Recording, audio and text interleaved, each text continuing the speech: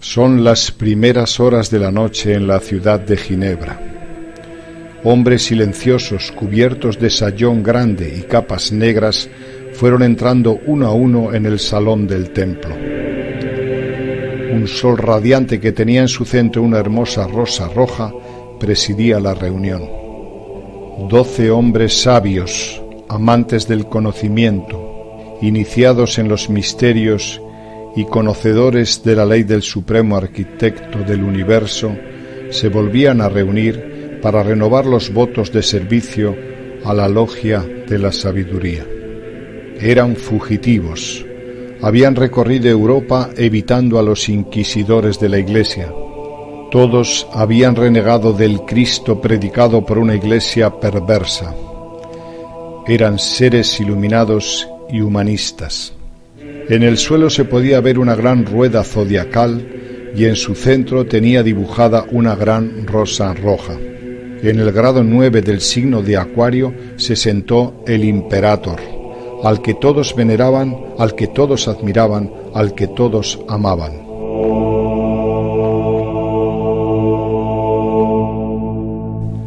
Fue llamado Maestro de Justicia y conocido por todos como Giordano.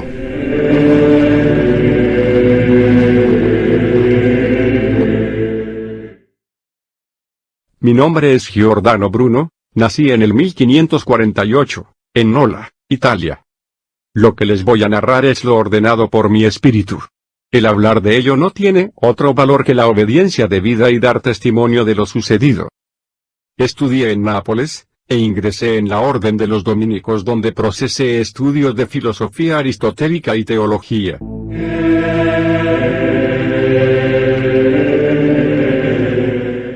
Hablé del Sol, diciendo que solo era una estrella más en el universo, y que el universo contenía un infinito número de mundos habitados por animales y seres inteligentes.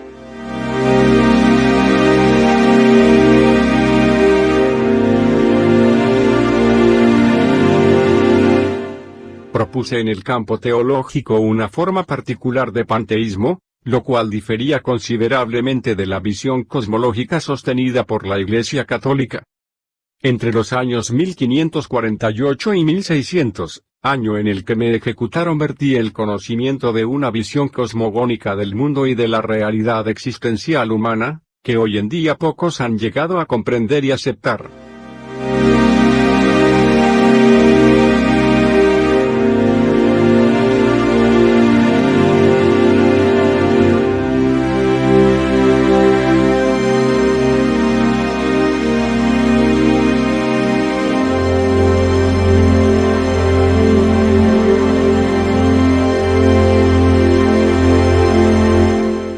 Pese a mis dudas en relación con la doctrina católica, en 1572, a mis 24 años, en la ciudad de Roma me ordené sacerdote. En el 1575 recibí el título de doctor en teología y en el 1576 abandoné la orden de los dominicos para evitar un juicio en el que se me acusaba de desviaciones doctrinales. Expresé en mis escritos y conferencias las ideas científicas acerca de la pluralidad de los mundos y sistemas solares, el heliocentrismo, la infinitud del espacio en el universo. Hablé del movimiento de los astros, escandalizando a la cristiandad de la época. Mis opiniones suscitaron el escándalo, llegando a formularme 130 artículos de acusación. Escribí sobre la magia y el hermetismo y mis numerosos libros y tratados recorrieron las mejores universidades de Europa. Entre mis libros podría citaros, La Cena de las Cenizas, El Universo Infinito y los Mundos, Sobre la Causa, El Principio del Uno, Cábala del Caballo Pegaseo, Mundo, Magia, Memoria. Fui perseguido, torturado, calumniado, acusado de herejía por la Santa Inquisición, que de Santa Sol tenía el nombre, ya que sus dirigentes y secuaces eran servidores del mismo diablo.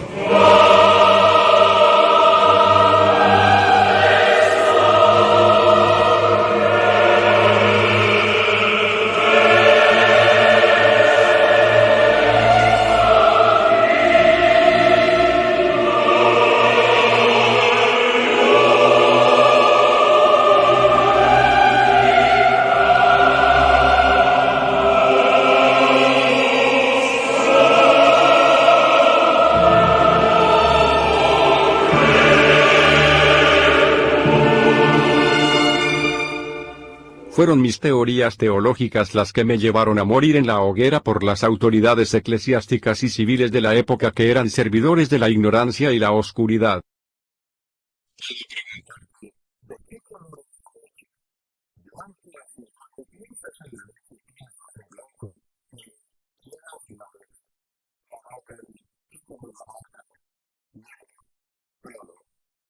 Lluvia. Nubes. Cielo. Astros, universo, Dios, o si preferís universo, astros, cielo, nubes, lluvias, prado, hierba, vaca, leche, es la imagen viva de Dios, es otra visión. El 21 de mayo del 1591, Giovanni Mocenigo, no satisfecho con mis enseñanzas y molesto por mis discursos heréticos, me denunció ante la Inquisición.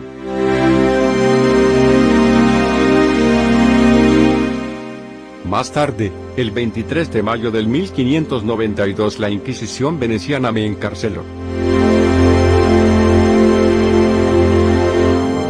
Fui reclamado por Roma el 12 de septiembre del 1592.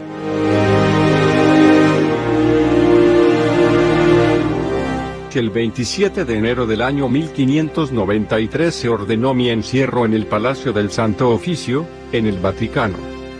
Estuve en la cárcel durante 8 años mientras se disponía el juicio bajo el Tribunal de Venecia, en el que se me adjudicaban cargos por blasfemia, herejía e inmoralidad, principalmente por mis enseñanzas sobre los múltiples sistemas solares y sobre la infinitud del universo. La Inquisición fue una de las instituciones más aberrantes y asesinas de la historia de la humanidad. Y su perversión fue aún mayor cuando utilizaron a Dios para infringir torturas terribles sobre personas que tan solo habían cometido el delito de pensar y reflexionar en libertad. Tristeza e incomprensión me produce ver la Iglesia Católica aún activa, cuando ésta debería avergonzarse de su trayectoria histórica y pedir perdón por ello. Debería ser disuelta o cambiar radicalmente de rumbo.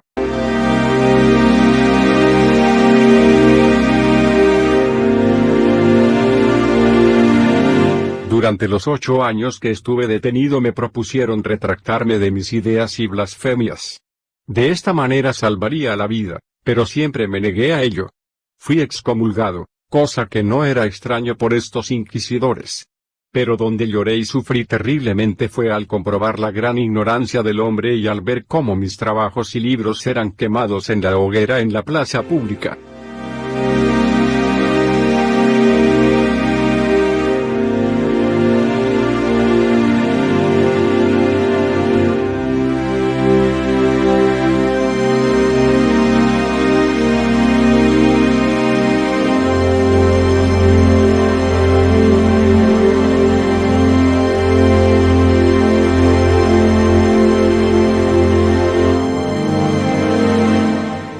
Los dominicos me presionaban y me ofendían con todo tipo de maldades al no poder enfrentarse intelectualmente a mí, pues les superaba en ciencia y en conciencia y, en ese contraste, mis torturadores tenían que asumir su bestialidad frente a la sabiduría y el conocimiento superior.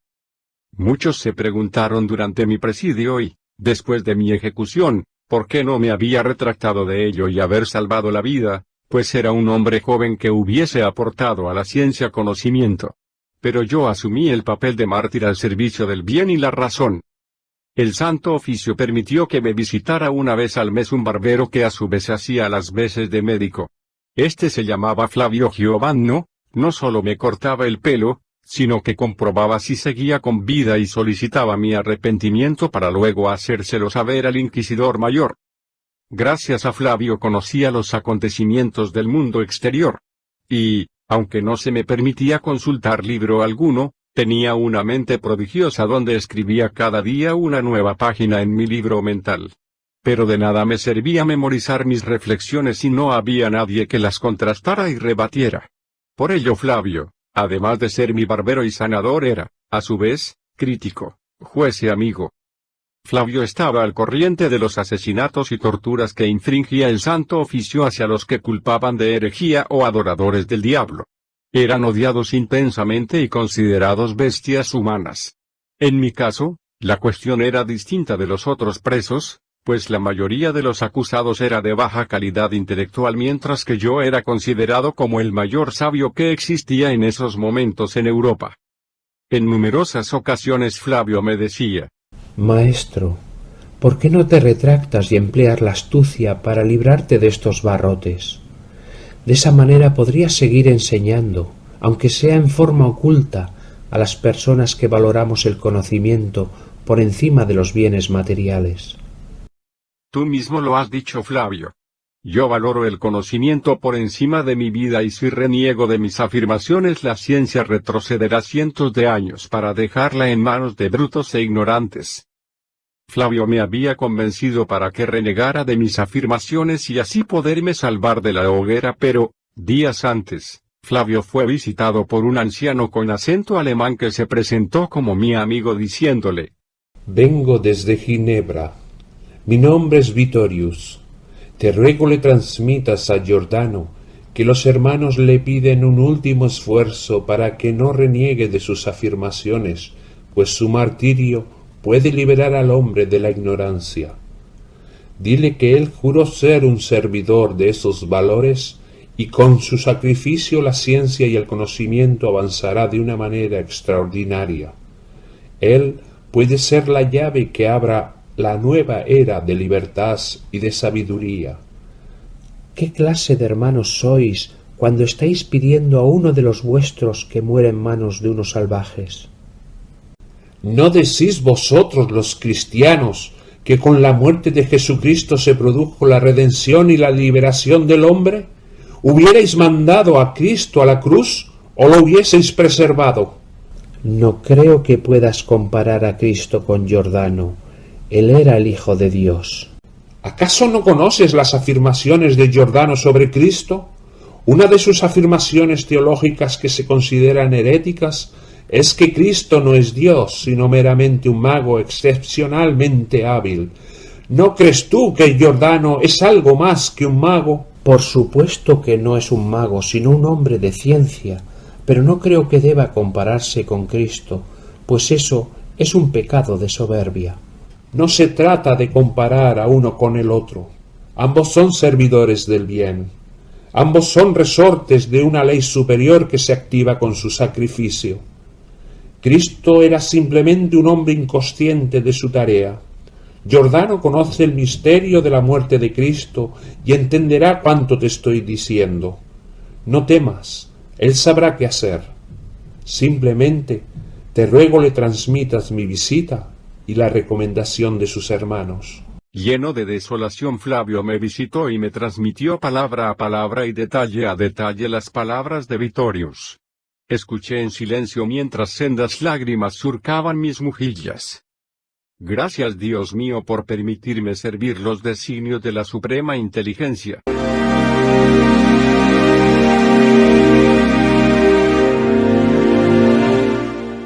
¿Estáis loco? ¿Por qué queréis ser mártir? Estos asesinos no merecen tu muerte.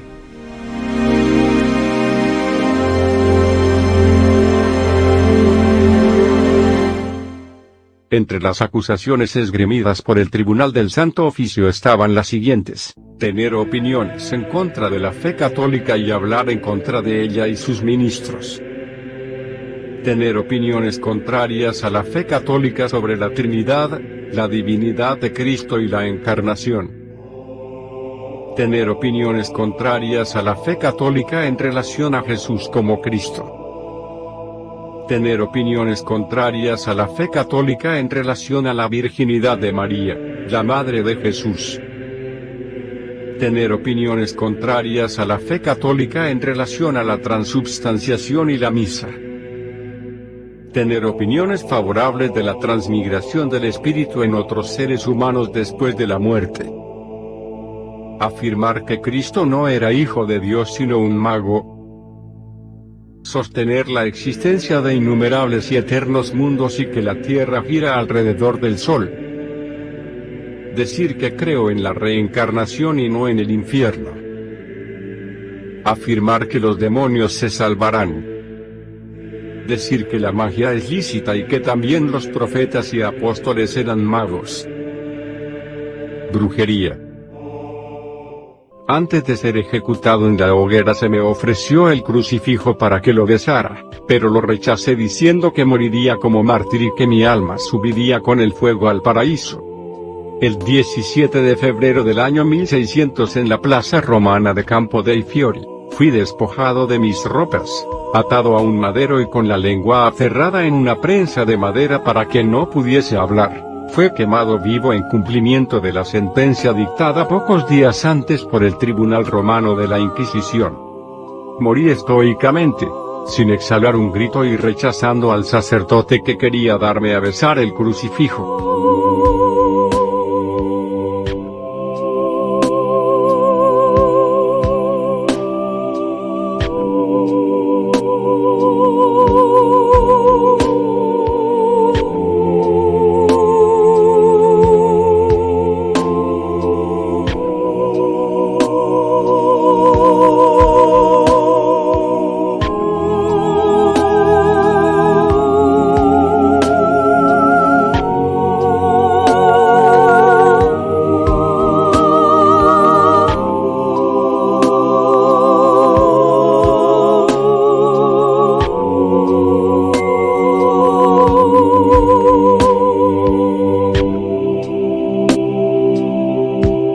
Giordano Bruno fue asesinado en nombre de Dios por blasfemo.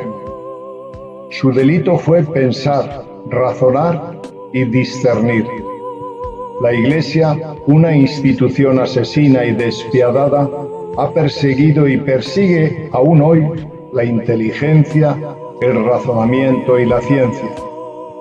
Pues las religiones son formas dogmáticas de anular la libertad, la imaginación y el conocimiento que se revela en los espíritus valientes, no prisioneros del dogmatismo necio y fanático. Después de 2000 años, los seres humanos han comprendido que la Iglesia es una institución de hombres, y de dichos hombres surgen las incoherencias, las mentiras, los fanatismos y la ignorancia. Pasarán todavía siglos hasta que tengáis el valor de entender que ningún ser nacido de madre puede ser deificado, que no existe un único Hijo de Dios, sino que todos somos hijos del cosmos. Se verterá todavía mucha sangre por las guerras santas, inspiradas en dioses de barro y de carne, creados por seres equivocados. Es por esto que nunca fuisteis redimidos, y vuestras oraciones y súplicas no van a ninguna parte, pues el Dios que invocáis no lo es tal. Dios es y está en vuestro corazón, en vuestro vecino, en el aire, en cada animal que puebla el universo, en la vida, en el amor incondicional a la vida. Dios no necesita intermediarios y no tiene templos, pues su verdadero templo es el universo, donde bulle la vida, las respuestas, la inteligencia y el amor incondicional. Giordano lo supo, y por eso fue asesinado en nombre de un Dios humano repleto de dolor, de ignorancia y de muerte. Giordano fue un héroe que abrió el camino a todos los silenciados, ajusticiados y perseguidos por reivindicar el conocimiento. El 17 de febrero de aquel año, en el Campo dei Fiori, se representó una magnífica obra de teatro. A un lado de la hoguera estaba el dios Saturno, al otro lado, justo en perfecta oposición, estaba el dios Urano y el dios Plutón. Con aquella muerte se abría la 9ª puerta de Acuario. Dicha puerta era y es la del emperador, la del más grande de todos los servidores del conocimiento, la que correspondía al gran maestro Giordano Bruno.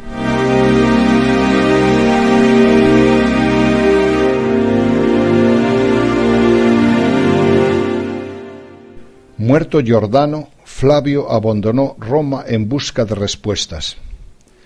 Primero viajó a Ginebra, donde se reencontró con Vittorius y otros tantos iniciados que se trasladaron a Alemania. 14 años después de la muerte de Giordano se publica en Europa un manifiesto, Fama Fraternitatis, por la que se daba a conocer la Orden Rosacruz, orden esotérica oculta que había heredado el conocimiento secreto y los misterios, orden en la que había militado Giordano.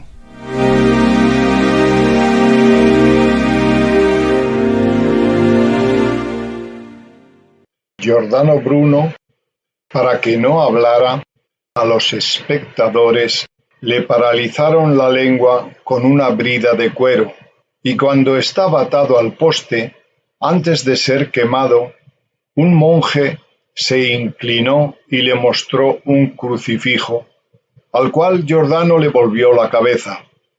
Las llamas consumieron su cuerpo y se dice que sus cenizas fueron arrojadas al Tíber. Giordano Bruno fue reconocido como un filósofo, matemático, físico, teólogo, astrónomo, astrólogo y poeta renacentista italiano, cuya muerte dramática dio un especial significado a su obra. Él decía que no había que temer a la muerte, que lo que se producía era una transformación a la cual deberíamos estar dispuestos al cambio. La vida continúa y es eterna. En el siglo XIX se erigió una estatua en el lugar donde tuvo lugar el martirio de Giordano Bruno, dedicado a la libertad de pensamiento.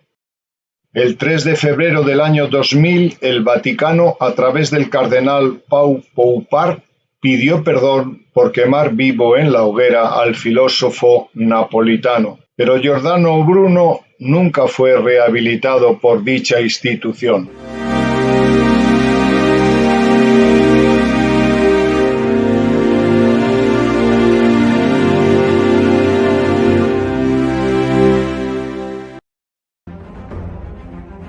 Existen tres modelos básicos de conciencia.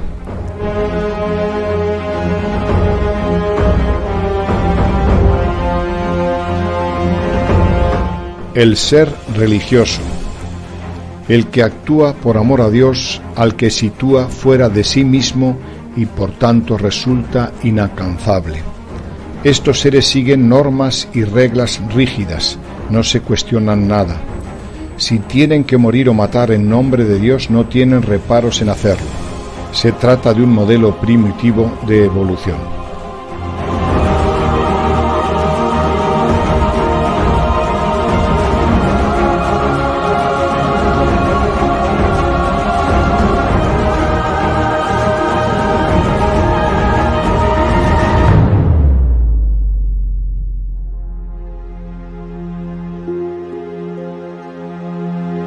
El ser espiritual. Se trata de realizarse mediante la meditación, la disciplina personal y la pasividad contemplativa.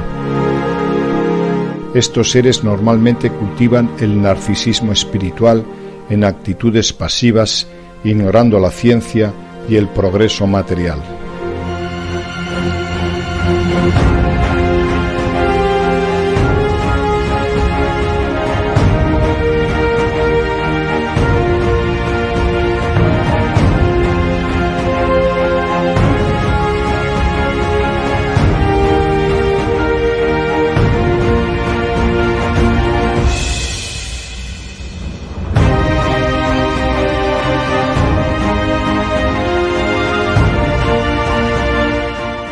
El ser evolutivo. Son los que mediante la ciencia, la inteligencia y la práctica de la virtud actúan por amor al hombre, a la naturaleza y a la investigación de una verdad que produzca progreso, bienestar, justicia y paz. Los seres evolutivos son seres libres que no se someten a otros y menos a la ignorancia. Giordano Bruno pertenecía a este grupo humano y esto le dio la suficiente fuerza interior como para defender y mantener sus creencias hasta el final.